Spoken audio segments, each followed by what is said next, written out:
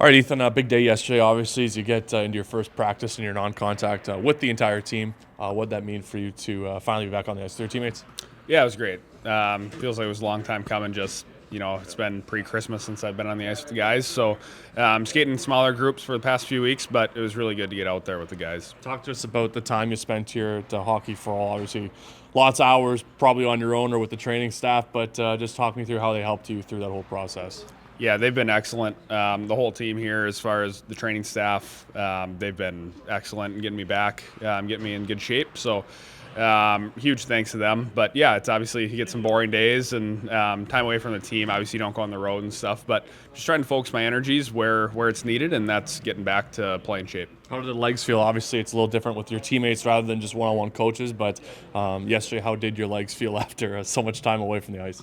Yeah, I actually felt pretty sharp. I'm not gonna lie. I think my hands right away. My first couple of skates weren't great, but by yesterday, feeling good. And yeah, I think just that energy, and you almost forget what you're dealing with when you get out there with the boys. It's just it's good distraction from what's really going on. And then what's the excitement too of this time of year? Obviously, you hop back in. Obviously, still a little wise away, but to a non-contact with this team in the middle of the playoff push. Jockeying for seeding every day. Just how much fun is it to jump in at almost the most fun time of year? Yeah, I mean, it basically is. I mean, as far as we're concerned, this is playoffs. I mean, the games coming down the stretch here are ultra important. And yeah, like you said, it's the best time of year. This is what you look forward to. This is what you train for. So the guys are ready, and we're just excited to keep pushing. As much mental as it is physical when you're trying to come back from an injury like this? Absolutely. I think, that's a huge part of it is, it's mostly just time. Like you need a lot of time to come back from something like this. And mentally it can be exhausting. Just doing a lot of the same every day. Like you can't necessarily feel the progress every day. You just got to trust that you're getting better and just kind of trust the process. So yeah, mentally it's for sure fatiguing. So what are you doing to alleviate that? Is there ways to is it reading? Is it talking to family? Is it what are some of the ways that you kind of help alleviate the stress of that?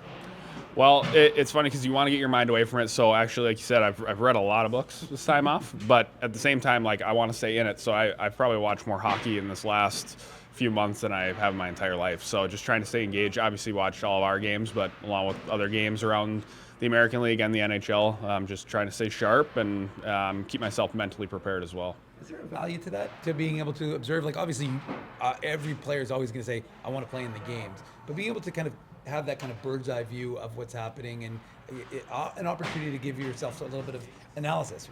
Does that help you in terms of now you're back and you can kind of take what you've learned and bring it into the ice? Yeah, certainly. I think it's a good opportunity. Like being injured sucks, obviously, but it gives yourself an opportunity to like see where you can get better and kind of strip everything down and be like, okay, like I can really focus on my stride here coming back. I can focus on this area of the game just from watching. Can I improve on the blue line? Can I improve on my rush play? And be able to see it kind of slow down from a bird's eye view, like you said, can really help.